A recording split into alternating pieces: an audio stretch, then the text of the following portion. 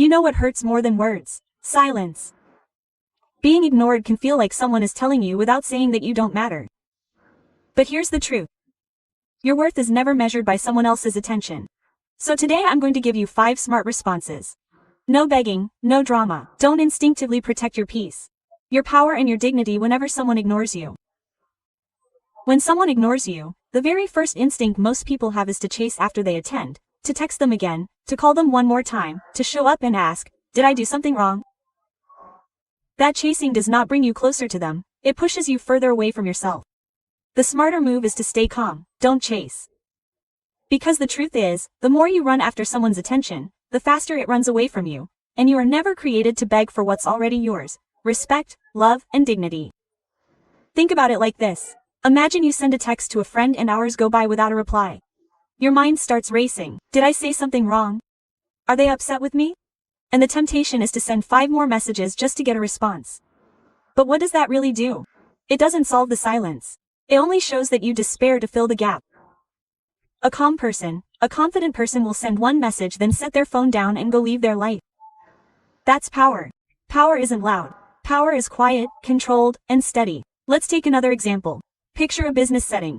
You pitch an idea in a meeting, and no one acknowledges it. Later someone else repeats your idea and suddenly everyone says it along. Now you feel ignored. The weaker version of you wants to speak louder, interrupt, and demand recognition. But the stronger version knows something different. Stay calm. Don't chase because the world always sees who actually holds their composure. If you simply wait, if you simply delay, speak time has a way of revealing the truth. They can ignore your words today, but they can't ignore your impact tomorrow. Even in relationships, this lesson applies. Suppose you call your partner and they don't pick up. You message them an hour later and still nothing. Your heart wants to panic, to call 10 more times to demand an answer. But pause. If you stay calm, instead of chasing, you send a clear message without speaking. Myself, respect does not depend on your response time. When you choose calm, you are saying, I am not addicted to your attention. I am secure in myself. That kind of energy, peaceful, unbordered, is magnetic. People start noticing what they want to overlook because calmness is louder than desperation. Think about a social situation too. You walk into a gathering, and someone you know does not have the presence to see you. They are testing you. Do you scramble to win their acknowledgement? Oh, do you smile, carry yourself with grace and greet others with confidence?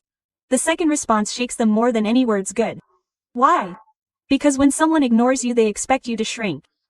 But when you stand tall, when you stay calm and don't chase, you flip the script. You prove that your presence doesn't need their validation. It creates its own gravity. Daily life is full of moments where silence tries to provoke us. The coworker who doesn't respond to your email. The friend who views your story but never replaces your messages. The partner who uses silence as a weapon in an argument. And every single time you have a choice. Do I chase their attention, or do I choose myself? Meanness is choosing yourself. Meanness says I value my peace more than I value your reply. Meanness is not passive, it is strength under control. It is the ability to feel the sting of being ignored. And still, I will not let your silence define my worth. When you don't chase, you protect something far greater than their attention. You protect your energy.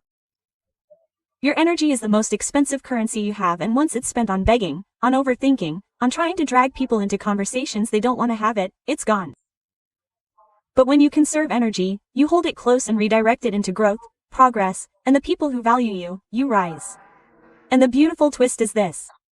The same people who ignore you often come running back when they see what you built without them. So the next time you feel ignored, don't panic. Don't flood their phones. Don't beg for answers. Instead, lean back, breathe, and smile. Go to the gym. Read that book. Work on your project. Spend time with the people who see you. Because nothing makes someone regret ignoring you more than watching you glow in peace. Calmness is in the silence. It's strategy. It's knowing that your value doesn't shrink because someone fails to notice it. It's remembering that chasing does not create love. It kills respect. And when you stay quiet, when you refuse to chase, you're not just responding smart.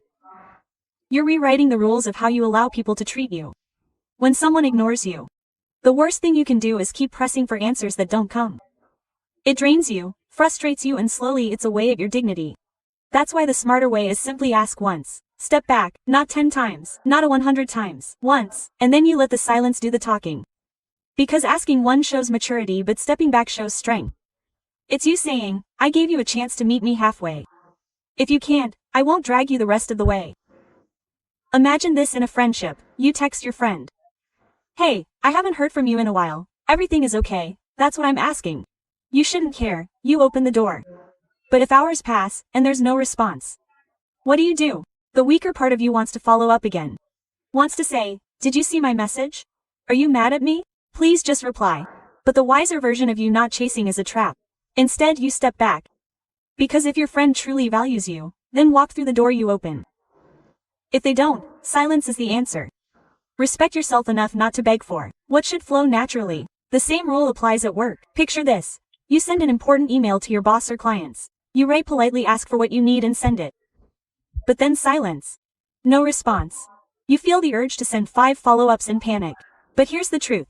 Professionalism does not mean chasing people endlessly. It means clarity.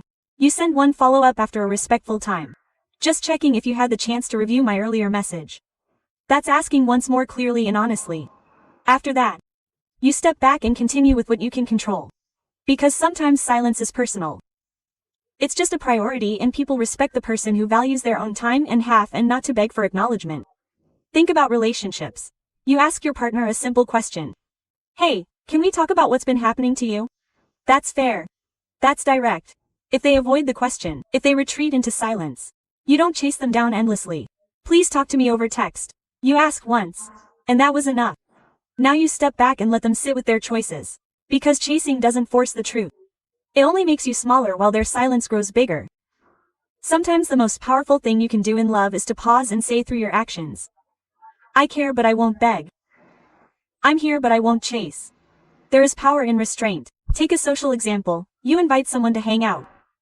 You ask one to grab coffee this week. If they ignore you, the weaker you think. Maybe I should ask again tomorrow. Maybe I should explain myself. Maybe I should give them 3 other options. But pause. Why you ask once? If they wanted to, if they don't respond, your silence after that is louder than any second or third attempt. Because silence shows them, I value myself enough to not beg for your time. My world doesn't stop because you didn't answer. That's confidence, and confidence is magnetic. Even in a family, this principle applies. You might ask your sibling, hey, can we resolve this fight? If they ignore you, you've done your part. That's enough. The weaker version of you wants to chase peace at any cost. To keep saying please talk to me. Let's fix this. But the stronger version understands reconciliation requires 2 hands, not 1. You ask once, you step back and you wait. If they want to repair the bond, they meet you in the middle. If they don't, you've already proved your effort. You don't need to prove your desperation. Asking 1 step back is about valuing your energy. Because every repeated question, every extra attempt, every desperate follow-up is a withdrawal from your self-respect. You don't need to prove you care by chasing.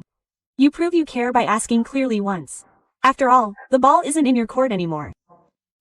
And this is where the discipline lies, resisting the urge to pick it up again, resisting the urge to keep knocking on a closed door. Resisting the urge to beg for what someone has already shown they won't give. When you ask once and step back, you protect your time, your peace, and your dignity. You communicate without saying a word. I know my worth. I know my effort.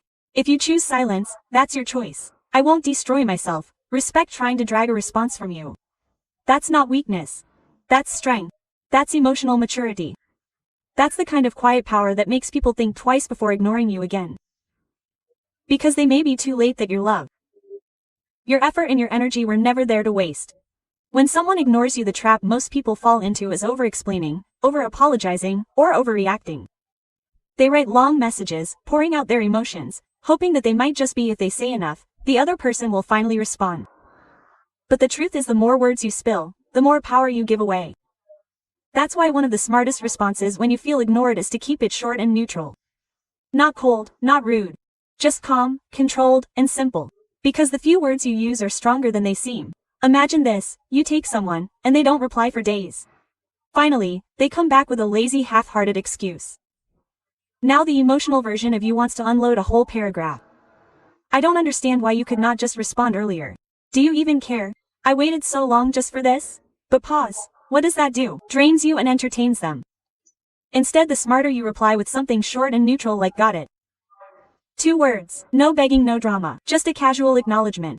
The reply is powerful because it communicates without you having to scream. I'm not fighting for a place in your priority list. In the workplace. This principle is golden. Picture this: you've been waiting for your boss's feedback. He finally sends a cold dismissive email after ignoring you for a week. Now you could type out an emotional reply, justifying your work and explaining every detail to prove your worth. But the strong move: keep it short and neutral. Understood? Just one word: professional, casual and respectful. But also a shield. You don't waste your energy on trying to pull warmth out of someone who I am giving you coldness. You show maturity, and maturity in communication always earns more respect than desperation ever will. Think about relationships too. Suppose your partner ignores your messages all day, and then replies at midnight with a dry reply. Hey, the weaker you wants to jump into an argument. Why are you ignoring me? Why didn't you answer? Don't you care about me at all? But that only has damn emotional control. The wiser response is short and neutral. Hope you had a good day. You're not cold, you're not rude. But you're also not bleeding emotions all over the conversation. That's kind of cool. The neutral response is attractive because it shows self-control. It makes sense: I can acknowledge you without losing myself. Even in friendships this works. Let's say a friend consciously ignores your plans and only texts when it benefits them. Instead of writing long explanations like "I feel like you're always busy when I reach out, but you always expect me to be late when you want something and it makes me feel undervalued," you could simply say "no worries." That's it. Do not have 2 words hold more weight than a 3-page letter. Because "no worries" isn't just about the situation. It's a statement of power. I won't beg for your time. I'm fine with or without your reply. Let's take a daily life example in arguments. Someone ignores your point in a group conversation, then the letter pretends like they never heard it. The weaker you wants to prove yourself. But I already said that early. No one listened to me.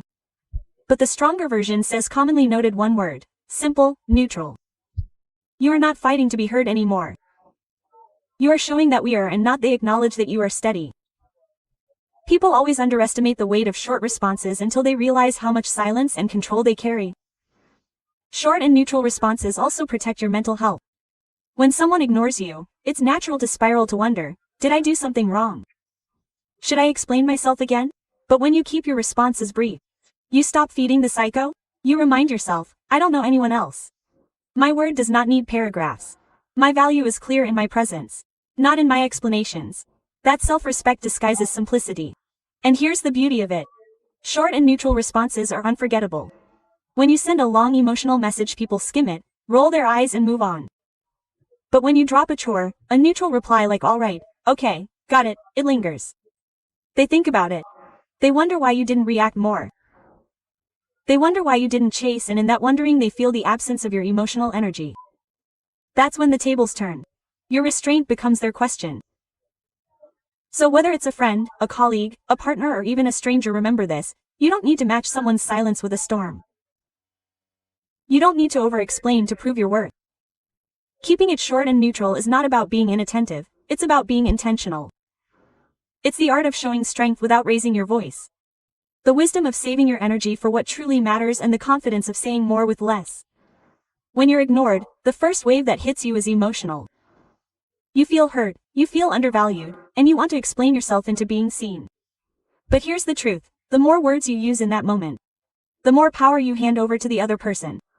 That's why one of the strongest things you can do is keep it short and neutral. Not bitter, not dramatic, not passive, not aggressive, just calm, direct, and steady. Because when your words are simple, they become sharp. When your tone is neutral, it becomes unshakable. Picture this. In a friendship, you send someone a long, thoughtful message, and all they respond with after hours of silence is "Your natural instinct is to pour your heart out. Why are you being like this? Did I do something wrong?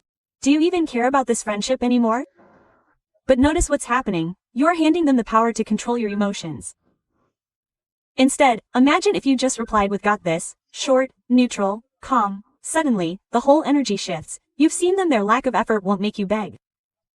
You've communicated without knowing. I value myself enough to not over-explain to someone giving me the bare minimum. Now let's step into a professional example. You send a carefully crafted proposal to your boss. And after days of waiting, the reply you get is a cold one-line dismissal. Your first step is to send a long email defending your work, explaining every detail, begging for acknowledgement. But the why move is to keep it short and neutral. Understood. I will proceed accordingly. That sentence is professional and calm. No defensive tone, no desperation, just composure. And here's the secret. People in power, notice composure more than they notice panic. You earn respect not by flirting with them with words, but by showing you can keep your cool. When you feel dismissed, think about relationships. You ask your partner something meaningful and instead of answering, they go silent for hours. When they finally reply, it's short and dry. The emotional part of you wants to erupt. You're always busy for me. Do I even matter to you? You can just ignore me like this. But every sentence you add makes you sound like you're fighting for attention instead of commanding respect. Instead, imagine replying with, "Or I take care." 7 words that say everything. I see your excuse, I respect your space, but I won't collapse just because you didn't prioritize me. That commonness is attractive. It shows you're not hooked on their attention. You're anchored in your own worth. In a family, this principle holds power. Maybe you reach out to a sibling to make peace after an argument. They see your message but don't respond. Days later they act like nothing happened.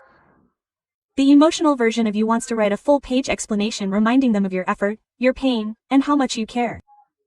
But when you keep it short and neutral, something like "noted," okay, you proceed your piece. You're not refusing love, you're refusing to let silence drag you into an emotional storm. Sometimes neutrality is the only way to protect yourself while still showing grace. Even in social circles, keeping it short and neutral changes the game. Imagine you invite someone to hang out and they do not send your message until later. "Sorry, I'm busy." The weaker response is to guilt trip them. You always say you're busy. I feel like I don't matter to you anymore. But the stronger response is simply "no problem." Those 2 words are heavier than 10 sentences of complaint. They tell the other person, I will not guilt myself into a space where I am not valued. My life moves with or without you. There's no difference. It's self-respect in motion. Keeping it short and neutral is not about shutting down emotions. It's about mastering it. It's about telling yourself, I don't need to write poor paragraphs into someone who gives me silence. My worth is not measured in how many times I explain myself.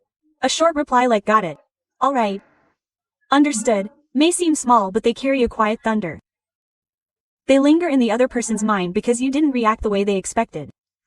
You didn't explore. You didn't chase. You didn't beg. You simply stand in a few words. And do those words louder than any long message could. Daily life is full of moments where silence tries to provoke a storm out of you. The coworker who ignores your input in a meeting. The partner who delays their replies.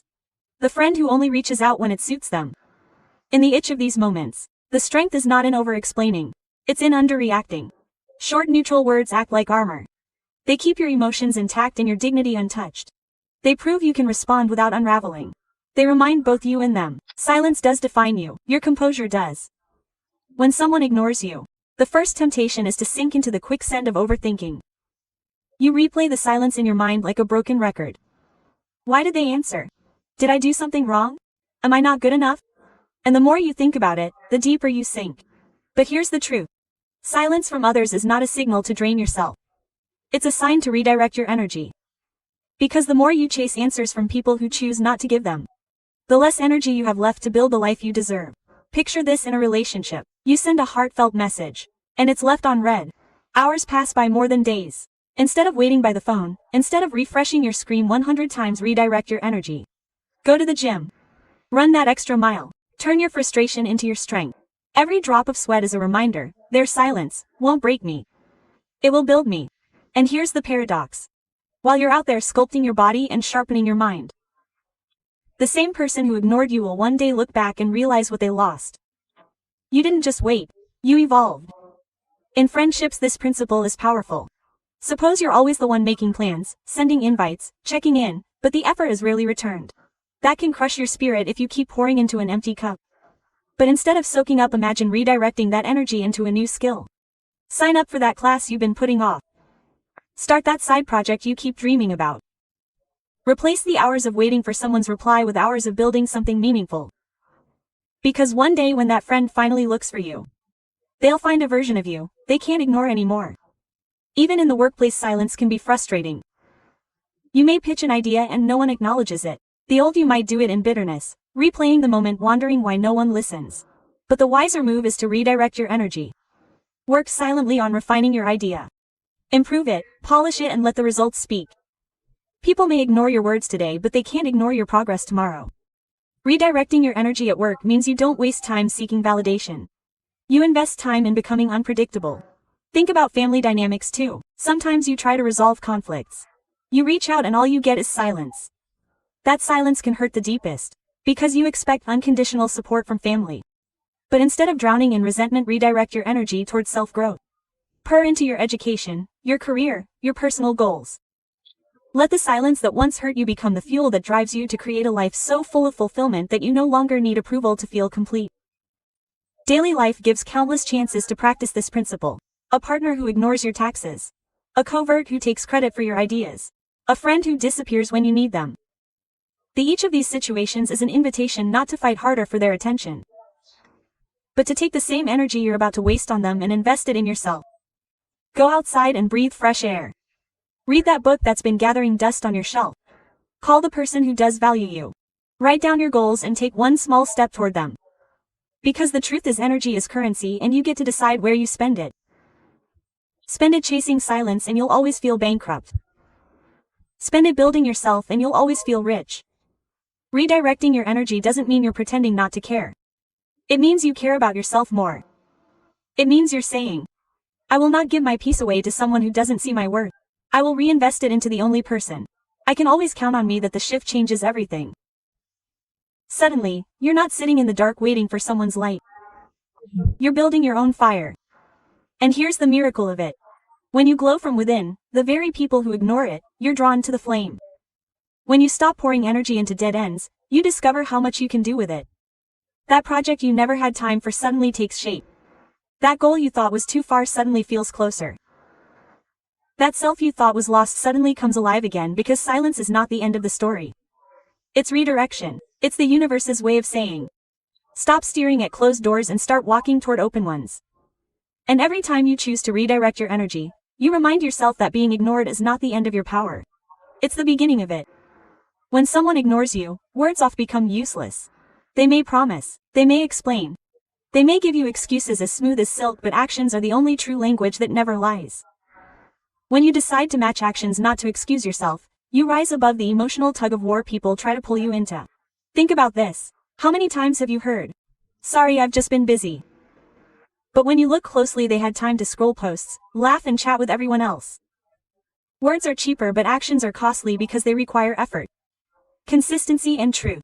If someone's excuses don't align with their actions, don't argue, don't fight. Simply let their behavior be a confession.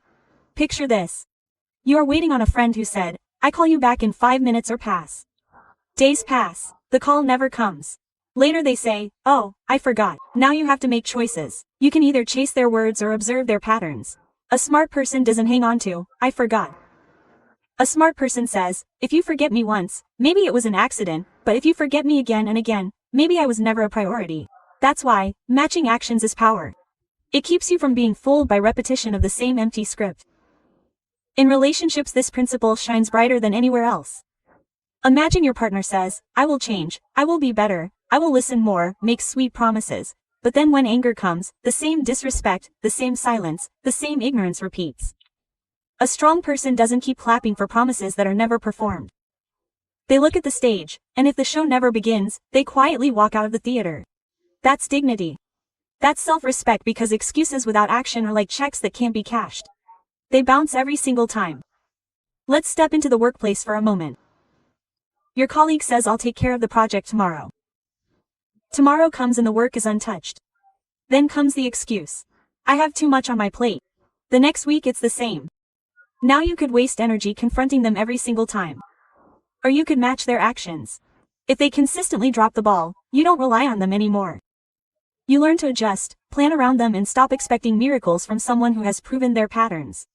That's not cold, that's clarity, and clarity is the most powerful form of strength. In friendships, two excuses pile up. Someone says, I really wanted to be there but something came up once. Fine. Life happens twice. Maybe, but when something always comes up, it's no longer a coincidence, it's a choice. And here's the truth. People who want to make time will always find a way, and people who don't will always find an excuse. The beauty of matching actions is that you don't need to argue with them. You don't need to demand explanations. You don't need to beg for proof. Their actions already told you the truth. Louder, clearer, sharper than their words have ever been good. Think about your own life. There are people who clap when you win, and there are people who vanish when you need them most. Which matters more, the words they say during good times or the silence they give during hard times? Real loyalty does not show up in speech, it shows up in behavior. And once you train yourself to look at actions instead of being hypnotized by excuses, you free yourself from the cycle of disappointment. That freedom gives you the strength to walk away from half loves, half friendships and half efforts. And here is the motivational punch. Every time you refuse to accept excuses without matching them against actions, you set a standard. You declare, I value truth more than sugar-coated lies. I respect myself too much to settle for empty promises. That standard is not arrogance. It's alignment. It's telling the world, if you want to be in my space, don't just say it, show it. You create an environment where accountability replaces excuses. Where action is the only currency that counts. And when you live this way, you will notice your circle shrinking, but also strengthening. Because people who can't back up their words will fade, but those who can will stay. It's easy to be fooled by words. Words have rhythm, and power. But actions have weight, they carry the gravity of truth. And when someone ignores you, the smartest response is not to fall for the words they have thrown your way, but to measure them against the reality they have already shown. If the actions and the excuses don't match, then you already have your answer. And once you leave this truth, you will never beg for clarity again. Because clarity will be in plain sight. Written not in what they said, but in what they did and didn't do.